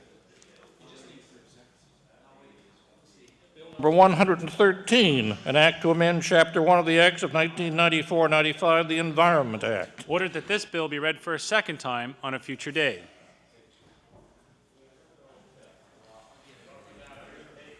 The Honourable Member for Pictou West. Thank you, Mr. Speaker, and I welcome this opportunity to have a few minutes to speak on this resolution number 848, and I thank the member from Digby Annapolis for bringing it forward. And it is a very serious issue, not only about our 100 Series Highway, Highway 101 through the Annapolis Valley, or the lack thereof. It's really about Highway 1 also, a secondary road that really is part still, unfortunately, of our national highway system. And in reality, we should have had a 100 Series Highway all the way from Halifax to Yarmouth long before this, but it seems to go along in spurts and starts, and it's just a very, very slow process. And I know it's a real concern. There's been too many deaths, too many injuries, too many accidents on the 101 over the years, as there has been on a lot of the 100 Series highways that are throughout this province, and especially those areas that are not yet twinned, and especially those areas that, Mr. Speaker, that are not converted to a 100 Series highway at this point in time. And the member points out certainly parts of Digby County and Annapolis County are part of the national highway system that, as of yet, is not a 100 Series highway. Mr. Speaker, in this country we have a national highway system that runs all the way from Newfoundland to British Columbia, and it's actually a total kilometers of 38,021 is our national highway system from coast to coast. And here in Nova Scotia we have about 3% of that total, 1,199 kilometers that are designated as part of our national highway system. And this particular highway, we're talking about the 101, or parts of the number 1 highway, whatever, from Bedford right through to Yarmouth, is a total of 309 kilometers. And if you take the alternate route along the south shore from Halifax to Yarmouth, it's slightly shorter. It's 296 kilometers, but all part of our national highway system. But unfortunately, as was mentioned, Mr. Speaker, a lot of it is yet to be built as a 100 series highway, and it's still a secondary road, and including these 30 kilometers in Digby County. And I think, Mr. Speaker, that's really misfortunate. It's really a disgrace, I think, at this point in time that we have not finished our 100 series highway throughout the whole province, and there's too much of that remains as a secondary road. It's been more than 50 years since we had a national highway system from coast to coast, but yet there's many parts of Nova Scotia that are not yet 100 series. So the Nova Scotia Department of Transportation, it's their responsibility to convert these secondary roads into 100 series highways. And I guess part of the reason they're given is for it not being done is that is outlined in the well-known Nova Scotia primary and secondary highway systems, the 10-year needs that was commissioned by the department in the year 2001. And in that, Mr. Speaker, it outlined how much money it would take to build our 100 series highways and to have all our secondary roads up to scratch that would be in top-notch condition. And the figure that was identified at that time was around $3.5 billion it would take to complete our 100 series highways and to fix up all our secondary roads to standard. And that figure was updated this year in 2006. During budget estimate, I asked the minister how relevant that figure was, and he indicated at that time that it's actually now grown from $3.5 billion to over $4 billion as being our infrastructure deficit in this province. And that's a whole lot of money, but is the department addressing it? Are they budgeting for that amount of money to try to fix it? And the answer is no. If you take a 10-year plan and you take it divided by the $4 billion figure, that would be about $400 million a year. Well, our budget last year was far less than that. In fact, the average budget for the Provincial Department of Transportation over the last 7 years is somewhere around $231 million, far, far short of the $400 million that's needed to address our 100 series highways and our secondary roads. So we need more money from in the Provincial Department of Transportation to look after 100 series roads as well as our secondary roads. The other concern, Mr. Speaker, is we're not getting our fair share of dollars from the federal government. Every time we fill up our vehicles at the gas pumps, we're paying federal excise tax. And last year in the province of Nova Scotia, the federal government collected somewhere approximately $145 million in federal gas tax. Well, that would be great and wonderful if that went to fix up our 100 series roads or even our secondary roads in this province. But in reality, less than $5 million of that came back to Nova Scotia to go towards our federal or 100 series or secondary roads.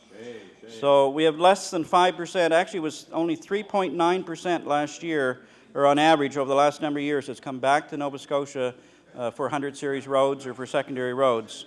So we need a much more aggressive Department of Transportation here in Nova Scotia to go after our federal counterparts to get our fair share of dollars so we can build the 101 or the 103 or the 104 and our secondary roads in this province. So there's much more work there that needs to be done, Mr. Speaker. The other thing, as I mentioned, the provincial budget, we're only spending about 6% of our budget on highways and bridges in this province. I don't think that's enough. I want to refer for a minute, Mr. Speaker, to our neighboring province of New Brunswick. They've done a wonderful job in lobbying for their fair share of dollars from the federal government to put towards their 100 series highways. In fact, Mr. Speaker, since 1993, the province of New Brunswick has received a total of $740 million from Ottawa for their 100 series highways. How much has Nova Scotia received during that same period of time? Well, actually, our share, we've only received $187 million in the last 10 years. And in fact, over the last 19 years, since 1987, Nova Scotia has only received $275 million for 100 series roads. So we're falling far, far short of our neighboring province. It certainly indicates we need a much more aggressive lobby to the Federal Department of Transport to get our fair share, to get our 101, our 103, our 104, all our 100 series highways looked after. As an opposition member, Mr. Speaker, I'm not the only one that's saying this. You know, there's many other people in this province, in this country, who are saying that it's high time that we start really looking after our roads and fixing them up, because it's an economic enabler. It builds our economy. It keeps our people employed here, not only building the roads, but it then attracts new business to an area so that they want to you know, establish a business in the area of the province where there are good roads. For example, I want to draw upon a recent report from the Canadian Automobile Association. Just earlier this month, they've linked the deteriorating state of Canada's roads and highways directly to the standard of living and prosperity for Canadians. And they're indicating that we need a national highway priority system, or a national highway strategy that will lift this province up equal to what other countries are enjoying. Just for example, the United States, they have a plan to invest $286 billion over the next 6 years in their highways and bridges and infrastructure in that country. And the Canadian Automobile Association is saying that we, as a country and certainly as a province, have to be doing the same thing. By not doing it, we're undermining our economic development, we're undermining our tourism trade, our environment, and our commute times in this country. So there's a strong lobby by a recognized group, the Canadian Automobile Association. They have about 5 million members in this country, and they say it's high time that we really put our money where our mouth is and start spending on our highways and infrastructure in this country. Another group that's calling for a strong lobby on to look after our infrastructure in this province is the Chamber of Commerce. And the Nova Scotia Chamber of Commerce held a workshop or a seminar in Truro about a year ago, I think last fall, at the Glengarry Inn. And they too are saying that it's so vital and important for economic development and for job creation and for tourism and all the other benefits of our society that we need to invest in our roads and our bridges, and really a highway system that should be second to none. I attended that seminar in Truro and learned a lot from business people and municipalities and others that were present. They feel it's the right way to go. And finally, I'll mention the Nova Scotia Road Builders Association. They too are saying that we need to have a national highway program. We need to have a much further investment, not only in our secondary roads, but also in our 100 series roads. And they're having a problem right now keeping qualified people here, because if there's not enough work for them, then those people are going to other provinces to be employed where there's much more opportunity. But they would stay here in Nova Scotia if there was contracts, if there was tenders, if there was jobs to do, and certainly there is much that needs to be done. So, Mr. Speaker, in wrapping up, I'll just say that I appreciate what the honourable member from Digby-Annapolis brought forward, and there's no question we must do much more to invest in our roads and highways in this province. So thank you.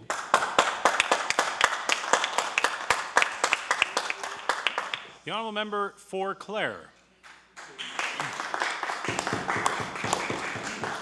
Thank you, Mr. Speaker. Mr. Speaker, I was listening to the Honourable Minister of Environment and Labour, and either I didn't really understand what we were debating, or he probably was debating something else. But for the record, I want to bring Resolution 848 that calls, therefore, to be resolved that the members of the House of Assembly investigate Highway 101, and as soon as it is twin between Windsor and Kentville, and I repeat, as it's twin between Windsor and Kentville, that the Department of Transportation and Public Works commit to constructing a single Highway 101 between Digby and Weymouth. Well, Mr. Speaker, let me begin by saying, and you're probably aware, that the only section along Highway 101 that's not completed is between Weymouth and Digby in Digby County. Now, as the previous speaker indicated, the 101 runs from Halifax right through the valley, right up to Yarmouth.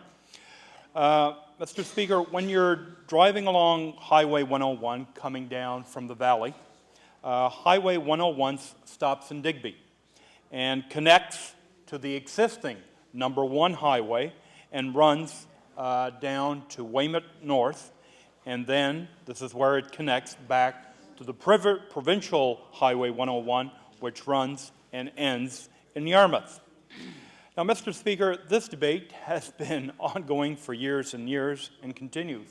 My honourable colleague indicated earlier in his opening comments, this debate has been ongoing for over 30 years about finishing that missing piece between Weymouth and Digby.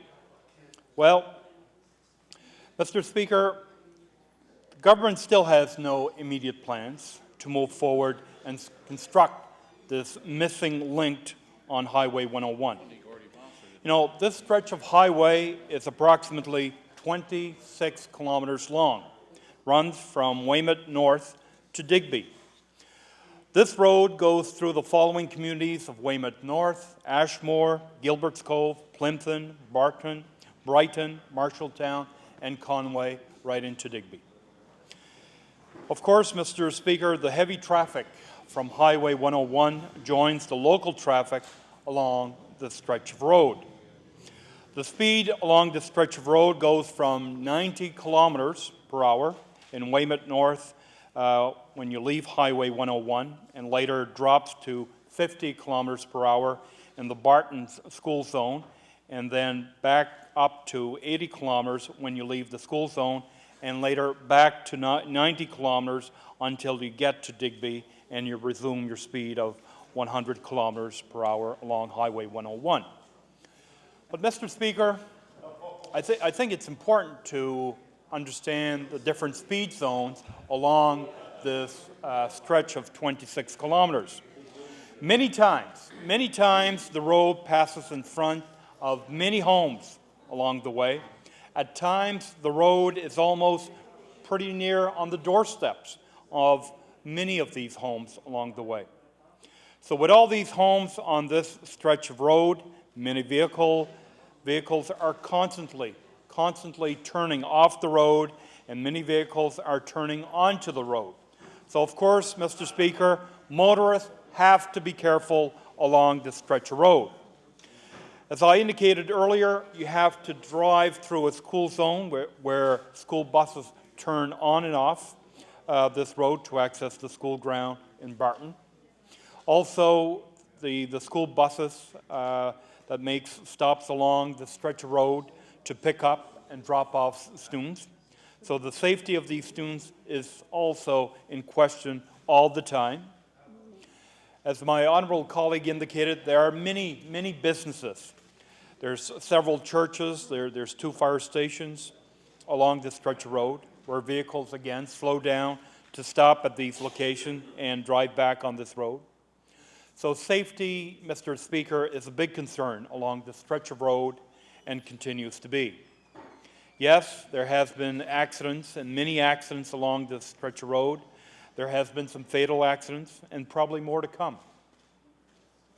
Mr. Speaker, when you take into consideration, various factors that this 26-kilometer section of Highway number 1, the design of this road, the traffic along this road throughout the year, from tourist season to year-round traffic, the homes, the businesses, the churches, the school, the 2 fire stations along this road, with vehicles turning in and getting back on the highway, the other side roads connecting to this road, the speed limits along this road, the winter conditions along this road, the number of tractor trailers traveling on this road daily, you start to have a better understanding why there are accidents along this 26-kilometer road section, and why many people are afraid that more accidents will happen along this road.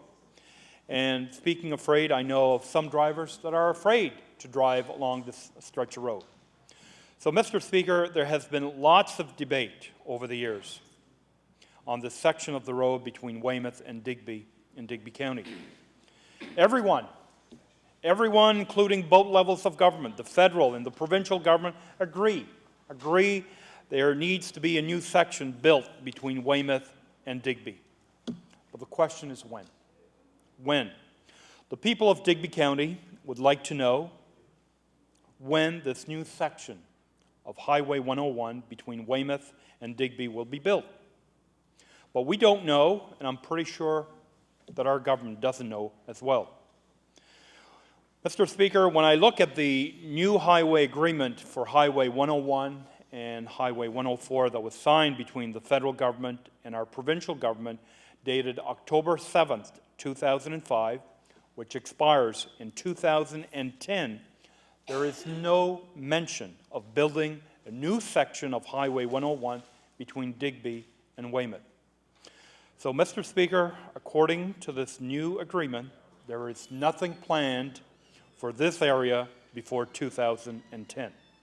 Now, unless our provincial government decides to go ahead by themselves on this new construction project and pay for the full cost themselves, well, that's a possibility, but probably very doubtful.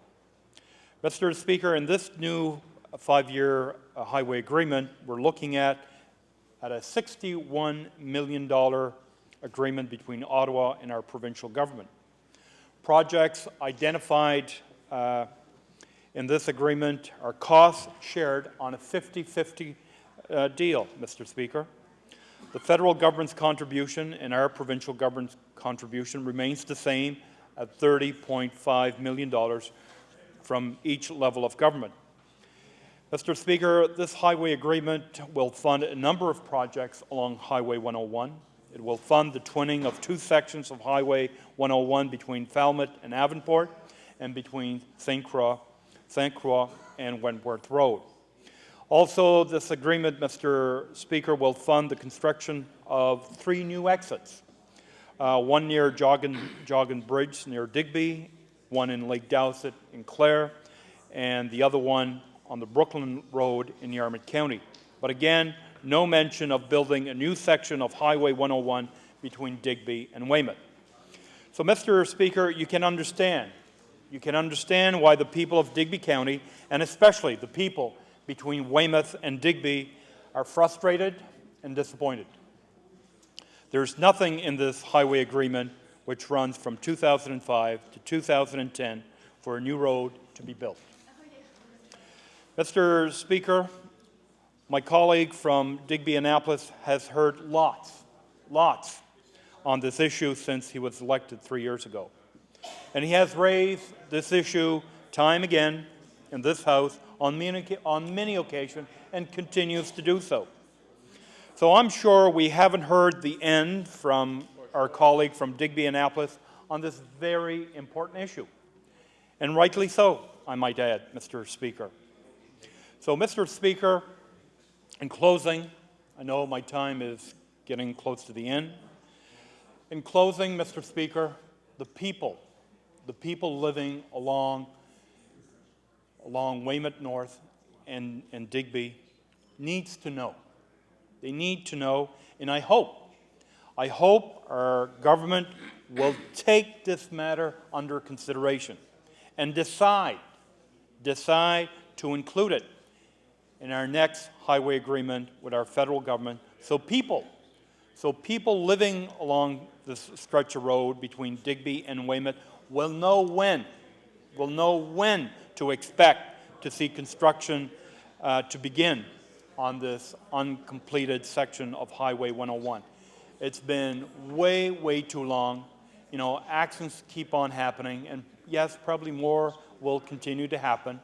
But again, I hope especially the Minister of Labour and Environment will share this concern with his colleagues around the cabinet table because truly, Mr. Speaker, this section of the road needs to be included in our next highway agreement that we will sign off with our federal government. So with those few comments, Mr. Speaker, I will take my seat.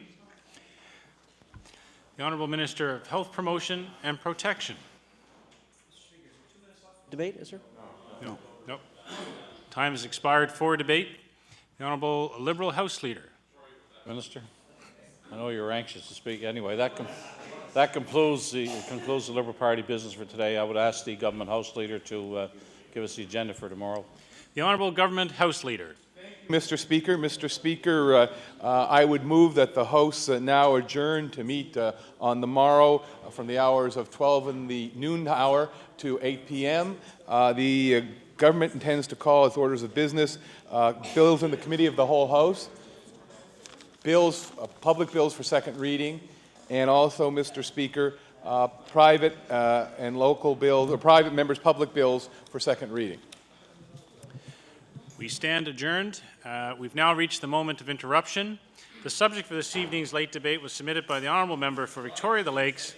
Be it resolved that all members of this House recognize the unique beauty of the constituency of Victoria the Lakes. The Honourable Member for Victoria the Lakes.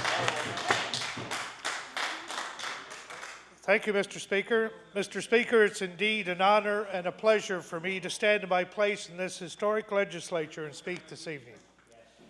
I thought I would take advantage of this opportunity to speak to members on both sides of the House about one of my favourite topics, the constituency of Victoria the Lakes.